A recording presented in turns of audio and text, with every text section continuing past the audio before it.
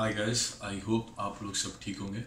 तो इस वीडियो में मैं डिस्कस करूंगा family sponsorship PR for Canada. Detail में मैं आपको बताऊंगा कि किन किन फैमिली मेम्बर्स को आप स्पॉन्सर कर सकते हो और उनकी क्या क्या कंडीशन है।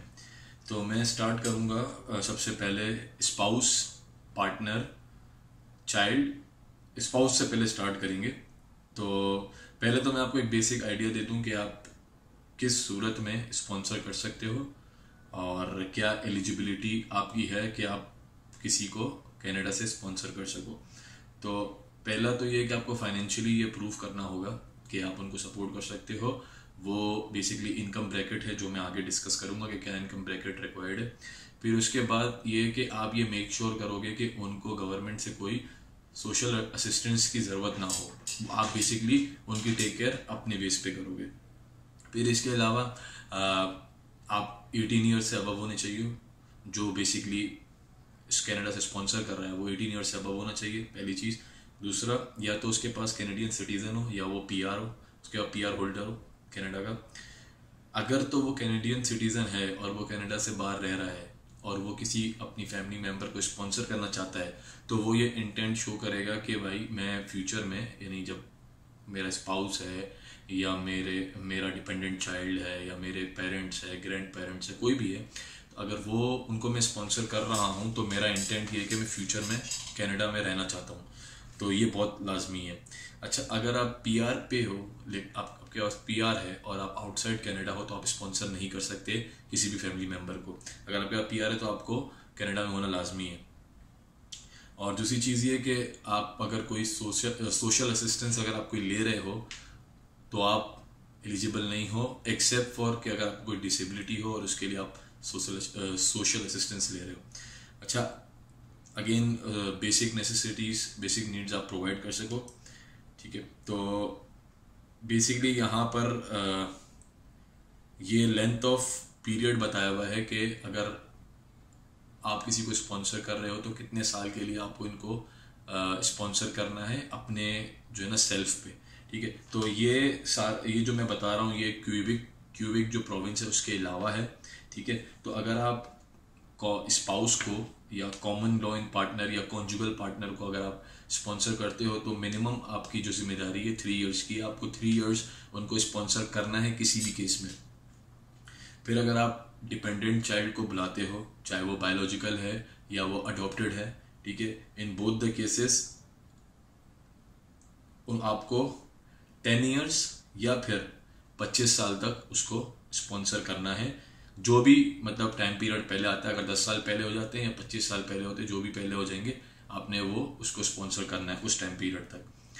अगर आपके डिपेंडेंट चाइल्ड जो है वो 22 साल या इससे बड़े हैं तो 3 इयर्स आपने उनको स्पॉन्सर करना है। अगर आप पेरेंट को और ग्रैंड पेरेंट को बुला रहे हो तो 20 इयर्स तक आपकी जिम्मेदारी है उनकी, 20 इयर्स तक आप उनको स्पॉन्सर करोगे। और अगर अदर रिलेटिव्स हैं, अदर रिलेटिव्स कौन होंगे वो मैं आपको आगे चल के बताऊंगा जब इनका इसके ऊपर डिस्कस करूंगा। तो अदर रिलेटिव्स को अगर आप बुला दे तो 10 इयर्स आपने बेसिकली उनको स्पॉन्सर करना है, ठीक है। तो इसमें बेसिकली ये होगा कि आप जो भी स्पॉन्सर्ड फैमिली मेम्बर्स को बुला रहे हो तो उनकी फाइनेंशियल सपोर्ट, ठीक है, अगर वो किसी भी किस्म की सोशल असिस्टेंस लेते हैं, आपका उनका जो स्टे के दौरान जिस बीच आपकी जिम्मेदारी बनती है उनको स्पॉन्सर करना, अगर उस बीच वो किसी भी किस्म की असिस्टेंस लेते हैं तो वो भी उनको पे करनी पड़ेगी, मतलब वो भी आपको पे करनी पड़ेगी जो स्पॉन्सर कर रहा है, ठीक है। अगर आप क्यूबिक में रहते हो तो आप अपने स्पाउस, अपने पार्टनर मतलब spouse, common partner in law, conjugal partner को आपने 3 ईयर बेसिकली आपने वो करना है। ये सेम है लाइक अदर प्रोविंस, ठीक है। अगर आपका कोई ऐसा, अगर आप अपने डिपेंडेंट चिल्ड्रन को स्पॉन्सर करते हो वो 16 साल से कम है तो आपने मिनिमम 10 इयर्स तक उसका जो है ना वो स्पॉन्सर करना है, या फिर वो 18 साल तक पहुंच जाए, जो भी मतलब पहले आ जाए, या 10 साल का पीरियड पूरा हो जाए या वो 18 साल का हो जाए, जो भी पहले होगा तब तक आपने उसको स्पॉन्सर करना है। अगर चिल्ड्रन आपके 16 साल से बड़े हैं या 16 साल के हैं तो आपने मिनिमम 3 साल उनको वो करना है, या फिर वो 25 साल की एज में पहुंच जाए, कोई भी जो पहले आ जाए। अगर 16 साल और उससे बड़े हैं 3 साल, या फिर वो 25 साल के हो जाए, तब तक आपने उनको स्पॉन्सर करना है। अदर रिलेटिव्स आपने 10 साल स्पॉन्सर उनको करना है। अच्छा, अब इनकम क्या रिक्वायर्ड है अगर आप स्पॉन्सर करते हो किसी भी बंदे को, तो इनकम क्या रिक्वायर्ड है। अच्छा, मैं जो इनकम रिक्वायरमेंट अभी जो आपको बता रहा हूँ वो क्यूबिक को छोड़ के बाकी प्रोविंसेस के लिए है। तो अगर आप एक बंदे को स्पॉन्सर कर रहे हो तो आपकी मिनिमम इनकम जो है ना वो 25,921 कैनेडियन डॉलर्स होनी चाहिए, ठीक है। फिर इसी तरह 2% को अगर आप स्पॉन्सर कर रहे हो तो $32,270 आपकी होनी चाहिए। इसी तरीके से पूरा एक चेन है, जिस तरीके से आप लोग ऐड करते जाओगे तो इनका जो थ्रेश होल्ड है इनकम का वो बढ़ते जाएगा। आप CIC की वेबसाइट पे मज़ीद डिटेल में देख सकते हो, ठीक है। अगर हम क्यूबिक की बात करें तो क्यूबिक का थोड़ा सा डिफरेंट है। जैसे इसमें 2 चीज़ें आती हैं क्यूबिक के अंदर, एक होता है बेसिक इनकम रिक्वायर्ड और एक additional income required for the sponsor to meet the basic need by the sponsor, ठीक है। तो अगर आप एक बंदे को स्पॉन्सर करते हो तो आपने जो बेसिक इनकम आपकी होनी चाहिए वो 24,296 कैनेडियन डॉलर होनी चाहिए। इसके अलावा अगर आपने किसी ऐसे बंदे को स्पॉन्सर किया है जो 18 साल या 18 साल से बड़ा है, सही है ना, या 18 साल से कम है, कोई ऐसा बंदा है जिसे 18 साल से कम है, तो उसके लिए आपकी एडिशनल ग्रॉस एनुअल इनकम जो है वो 8,409 कैनेडियन डॉलर्स होनी चाहिए। और अगर आप 2 लोगों को स्पॉन्सर कर रहे हो तो उसमें अगर नंबर ऑफ पर्सन वो 18 साल से कम है या 18 साल के हैं तो उस केस में आपको 13,328 कैनेडियन डॉलर एक्स्ट्रा करने हैं। और 2% में आपकी जो बेसिक इनकम होगी वो होगी 32,796 कैनेडियन डॉलर्स। अगर आपने मज़ीद डिटेल में इसमें मालूम करना है इसके बारे में, अगर आपको मज़ीद डिटेल चाहिए कि अगर आप क्यूबिक में जाना चाहते हो, क्यूबिक में हो और अपने फैमिली मेम्बर को स्पॉन्सर कर रहे हो, तो आप इनकी ऑफिशियल वेबसाइट पे आप देख सकते हो, तो आपको डिटेल में पता चल जाएगा। तो इसी तरीके से फर्दर डिटेल है, जैसा मैंने बताया, आप इनकी वेबसाइट पे जाके चेक कर सकते हो डिटेल में। अच्छा, आप किन किन को स्पॉन्सर कर सकते हो, तो मैंने आपको बताया कि पहला स्पाउस का ऑप्शन है आपके पास, और स्पाउस मेल फीमेल दोनों हो सकते हैं, ठीक है। आपसे लीगली मैरिड हो, ठीक है, कम से कम 18 साल के हों फॉर अदर प्रोविंस, और क्यूबिक के लिए कम से कम 16 साल एज होनी चाहिए आपके स्पाउस या पार्टनर की। अगर आपका कॉमन लॉ पार्टनर है, ठीक है, यानी कि वो आपसे लीगली मैरिड नहीं है और वो 18 साल का भी है, can be like male female कुछ भी हो सकता है, और वो कम से कम लाइक 12 मंथ आपके साथ कंसेक्यूटिव रह रहा हो, ठीक है, या रह रही हो। और इसका मतलब ये है कि आप एक कॉन्जुगल रिलेशनशिप में 1 साल रह रहे हैं, लेकिन आप दूर ज़्यादा टाइम के लिए नहीं रहे। अगर आप दूर रहे भी तो वो शॉर्ट स्पेन के लिए रहे हैं, तो वो छोटा होना चाहिए, छोटा पीरियड होना चाहिए कि टेम्परेरी तौर पर आप थोड़े कुछ दिनों के लिए दूर रहे हो। तो ये इसकी रिक्वायरमेंट है, आपको प्रूफ देना होगा कॉमन इन लॉ रिलेशनशिप का, सही है ना। जैसे फॉर एग्जांपल आप शेयर्ड कोई ऑनरशिप ऑफ रेजिडेंशियल प्रॉपर्टी का बता सकते हो कि भाई हमने साथ मिलकर एक प्रॉपर्टी खरीदी है, या बिल वगैरह है, या इसके अलावा कोई जॉइंट यूटिलिटी अकाउंट है, ड्राइवर लाइसेंस है, एड्रेसेस वगैरह पे जो है ना, जहाँ पर आप इंश्योरेंस पॉलिसीज़ वगैरह से आप बता सको कि भाई वी आर, मतलब हमने साथ जो है ना कंबाइन हम रह रहे हैं और हम आगे प्लान कर रहे हैं साथ में रहना। तो इस तरीके से आप प्रूफ कर सकते हो। और भी डिफरेंट मतलब एविडेंसेस हैं जो आप दे सकते हो, डिटेल में आपको वेबसाइट पे मिल जाएगा। ये मैंने आपको बेसिक कुछ 2-3 बता दिए। इसके अलावा कॉन्जुगल पार्टनर जो है, सही है ना, वो सेम ही है, कॉन्जुगल पार्टनर हो या कॉमन लॉ पार्टनर हो, ये भी आपसे लीगली मैरिड नहीं है, लीगली मैरिड नहीं होते, सही है ना। Can be of either male और फीमेल, एटलीस्ट 18 ईयर्स ओल्ड, आपके साथ कम से कम 1 साल रिलेशनशिप में रहे हो, ठीक है। इसमें ऐसा होता है कि ये बेसिकली आउटसाइड कनाडा हो।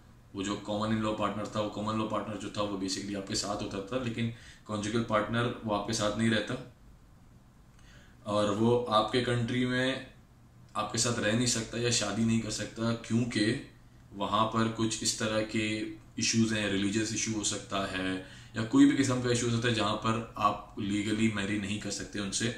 तो उनको फिर आप जो है ना बेसिकली कनाडा बुला सकते हो अपने पास, और फिर वहाँ पर आप उनसे शादी कर सकते हो या इस तरीके से।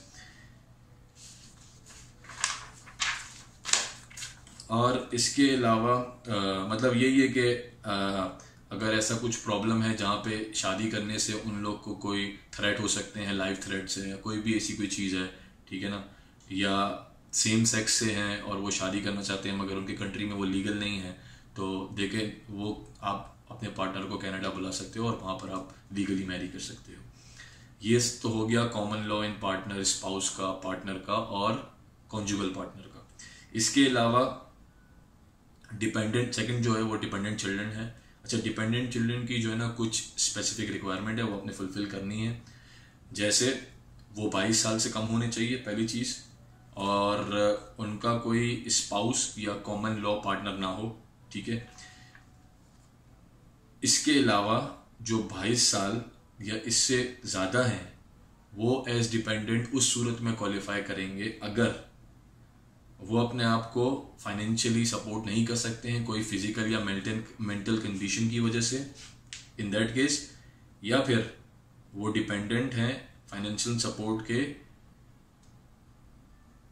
अपने मतलब पेरेंट्स के सपोर्ट पे बिफोर द एज ऑफ 22, दे मतलब they have dependent on their parents, मतलब वो शुरू से ही अपने पेरेंट्स पे डिपेंडेंट रहे हैं बिफोर द एज ऑफ 22, सही है ना। और इसके अलावा ये सारी कंडीशन मीट होना लाजमी है। और इसके अलावा मतलब ये जो एक्सेप्शन है एज की या और कोई एक्सेप्शन है, तो इसके अलावा आपका जो डिपेंडेंट चिल्ड्रन है बेसिकली जिसको आप स्पॉन्सर कर रहे हो, वो ये रिक्वायरमेंट मीट करना चाहिए जब तक आप ये एप्लीकेशन आपकी फिनिश नहीं होती या अप्रूव नहीं होती, ठीक है। ये तो हो गया डिपेंडेंट चिल्ड्रन के लिए आप किन को स्पॉन्सर कर सकते हो, और अगर स्पॉन्सर करना है तो उसकी क्या टर्म्स एंड कंडीशन है मैंने आपको बता दी डिटेल में। इसके अलावा अगर आप अपने पेरेंट्स को या ग्रैंड पेरेंट्स को स्पॉन्सर करना चाहते हो तो उस केस में आप अपने पेरेंट्स और ग्रैंड पेरेंट्स जो आपसे बायोलॉजिकली या ब्लड से रिलेटेड हैं उनको आप स्पॉन्सर कर सकते हो, ठीक है। अगर डाइवोर्स या सेपरेशन का केस है तो आप बेसिकली आप स्पॉन्सर कर सकते हो अपने जो है ना वो कॉमन लॉ पार्टनर और कॉन्जुगल पार्टनर के पेरेंट्स को या ग्रैंड पेरेंट्स को जिनका डाइवोर्स या सेपरेशन हो गया है और उनका कोई बेसिकली डिपेंडेंट वहाँ नहीं है जो उनको सपोर्ट कर सके, तो आप उनको स्पॉन्सर कर सकते हो। अच्छा, ये तो हो गया पेरेंट्स और ग्रैंड पेरेंट्स को किस तरीके से आप स्पॉन्सर कर सकते हो। मैंने अपने कंडीशन बता दी कि अगर आपने अपने पेरेंट्स को स्पॉन्सर करना है तो आप कैसे कर सकते हो। अगर स्पाउस या कॉमन लॉ पार्टनर के अगर आपने इसको स्पॉन्सर करना है तो फिर आप कैसे करोगे। इसके बाद हम डिस्कस करेंगे कि आप कैसे अपने ब्रदर, सिस्टर, नेफ्यू और नीस और ग्रैंड चाइल्ड को कैसे स्पॉन्सर कर सकते हो। बेसिकली दे शुड बी ऑर्फन्ड, मतलब उनका कोई पेरेंट्स वगैरह जो है ना वो ना हो, और they are related to you by blood और अडॉप्शन, मतलब आपके साथ जो है ना उनका बायोलॉजिकल रिलेशनशिप हो या अडॉप्शन का आपने अडॉप्ट किया हो, ठीक है। अगेन मदर एंड फादर, मतलब मदर और फादर दोनों की डेथ हो गई हो, वो 18 से अंडर मतलब लेस देन 18 ईयर्स ओल्ड हो। इसके अलावा वो सिंगल हो, मतलब उनकी कोई कॉन्जुगल या कॉमन लॉ इन पार्टनर या स्पाउस ना हो, ऐसा कोई रिलेशनशिप ना हो। और आप बेसिकली उस केस में अपने ब्रदर यानी ऑर्फन ब्रदर, सिस्टर, नेफ्यू, नीस या ग्रैंड चाइल्ड को उस सूरत में नहीं बुला सकते हो अगर उनके दोनों पेरेंट्स में से कोई एक पेरेंट्स स्टिल मतलब वो जिंदा है, या फिर किसी को नहीं पता कि उनके पेरेंट्स कहाँ हैं मगर अलाइव है, मतलब कोई खबर नहीं है, तो आप नहीं कर सकते उस केस में। अगर उनके पेरेंट्स ने उनको अबेंडन कर दिया है, अपने से बेसिकली जिम्मेदारियां उठा ली हैं या उनको अपनी जायदाद से बेदखल कर दिया है, कुछ भी कर दिया है ऐसा, उस केस में आप इनको स्पॉन्सर नहीं कर सकते। अगर मतलब इनके पेरेंट्स के अलावा कोई और इनकी टेक केयर कर रहा है, कोई और पेरेंट्स इनको देख रहा है और उनमें से कोई एक पेरेंट्स अलाइव है, तो भी आप इनको स्पॉन्सर नहीं कर सकते। या फिर उनके पेरेंट्स जेल में हैं या फिर किसी और वजह से डिटेन किए गए हैं, तो आप उस केस में भी इनको स्पॉन्सर नहीं कर सकते। तो मैं आपको कुछ डॉक्यूमेंट्स वगैरह दिखा दूंगा जो बेसिकली अगर आप इस क्राइटेरिया में फॉल करते हो, जो क्राइटेरियाज मैंने सारे बताए, स्पाउस, पेरेंट्स, ग्रैंड पेरेंट्स, फिर आपके ऑर्फन ब्रदर सिस्टर, नीस, नेफ्यू और ग्रैंड चाइल्ड, या उसके अलावा जो आपका डिपेंडेंट चिल्ड्रन है, अगर उस कैटेगरी में आप फॉल करते हो तो फिर केस फाइल करने के लिए कौन कौन से डॉक्यूमेंट्स चाहिए हैं, डॉक्यूमेंट की चेक लिस्ट, और मैं आपको लिस्ट भी बता दूंगा, लिस्ट भी दिखा देता हूँ वेबसाइट से, इनकी CIC की वेबसाइट से, तो उससे आपको आइडिया हो जाएगा कि कौन से डॉक्यूमेंट रिक्वायर होंगे अपनी एप्लीकेशन को सबमिट करने के लिए। अच्छा, प्रोसेसिंग टाइम मैं बता दूं, इस एप्लीकेशन का प्रोसेसिंग टाइम जो है वो बेसिकली, अगर आप स्पाउस को स्पॉन्सर कर रहे हो तो उसका 12 मंथ्स है, चाहे वो कनाडा में हो चाहे कनाडा से बाहर हो। अगर आप उनको स्पॉन्सर करना चाहते हो इमिग्रेशन के लिए तो उनको 12 मंथ्स का पीरियड लगेगा। डिपेंडेंट चिल्ड्रन का कोई कंफर्म पीरियड मेंशन नहीं है, वेरी करता है, depend upon the country to country vary करता है, कोई स्पेसिफिक वो नहीं है। अगर आप पेरेंट या ग्रैंड पेरेंट्स को इन्वाइट कर रहे हो तो 24 मंथ्स का पीरियड लगेगा टोटल। और दूसरे रिलेटिव जो मैंने बताया, या आप अपने अडॉप्टिव चाइल्ड को बुलाना चाह रहे हो तो उसका भी कोई स्पेसिफिक पीरियड टाइम मेंशन नहीं है। तो चले मैं आपको फॉर्म्स बता देता हूँ या डॉक्यूमेंट चेकलिस्ट बता देता हूँ जो आपको रिक्वायर्ड होगी थ्रू CIC वेबसाइट।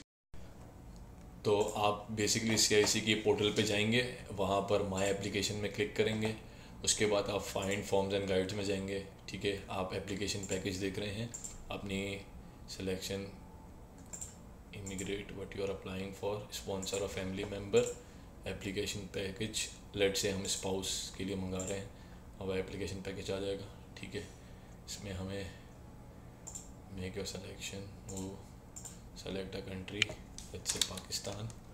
ठीक है, अच्छा ये दूसरा ये है कि अगर आपको कोई ऐसे डॉक्यूमेंट सबमिट करने हैं जो किसी अदर कंट्री से हो तो आपने मेंशन करना है, अगर एप्लीकेबल है तो ठीक है, अगर एप्लीकेबल नहीं है तो आपने छोड़ देना।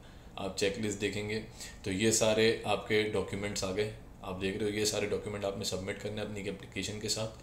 ठीक है, और मैं आपको चेक लिस्ट भी दिखा देता हूँ, मैंने ओपन की हुई है इधर डॉक्यूमेंट चेक लिस्ट, ये सारे डॉक्यूमेंट्स आप देख सकते हो। ये आपकी गाइड के लिए कि आप कोई डॉक्यूमेंट मिस ना कर जाएं, तो आप सब डॉक्यूमेंट चेक कर लोगे कि हाँ मैंने सारे डॉक्यूमेंट फिल कर लिए हैं। और मैं सैम्पल के तौर पर एक डॉक्यूमेंट है जो मैंने अपने पास सेव किया है, वो जेनरिक एप्लीकेशन फॉर्म है कनाडा के लिए, तो आप देख सकते हो इस तरह का फॉर्म है। ठीक है, तो एप्लीकेशन टू स्पॉन्सर अंडरटेकिंग, मतलब आप देखते हो कि अगर आप इनएलिजिबल हो तो आप अपना ऑप्शन क्लिक करोगे, वरना आप चाह रहे हो कि आप प्रोसीड करना है परमानेंट रेजिडेंसी की एप्लीकेशन के साथ, टिक करोगे। इसमें एक और चीज़ अच्छी ये है कि आप जैसे फॉर्म फिल करते हो तो आपके पास वैलिडेट का ऑप्शन है, चेक करने के लिए आपने सारी इन्फॉर्मेशन फुलफिल कर ली है नहीं कर ली है। अगर आप इस पर क्लिक करोगे तो ये आपको बता देगा कि मिसिंग पार्ट्स क्या क्या हैं। ठीक है ना, तो वो आपको फिर फुलफिल करने होंगे। ये रेड सारा दिखा रहा है, ये आपको फिल करना है, दैट मीन्स ये इन्फॉर्मेशन आपने फुलफिल नहीं की है। अगर इस तरह आपको एरर नहीं देगा तो इसका मतलब है कि आपका फॉर्म फिर क्लियर है। तो ये इन्फॉर्मेशन इनफ है मेरे ख्याल में फैमिली स्पॉन्सरशिप को लेकर। तो आई होप कि आप लोग को वीडियो यूज़फुल लगी होगी। अगर वीडियो यूज़फुल लगी है तो लाइक करें वीडियो को, सब्सक्राइब करें चैनल को और बेल आइकन को प्रेस करें ताकि आपको सारी अपडेट्स मिलती रहें इस चैनल से, और अपने फ्रेंड्स के साथ शेयर करें जो इससे बेनिफिट उठा सकते हैं। Thank you so much, good bye.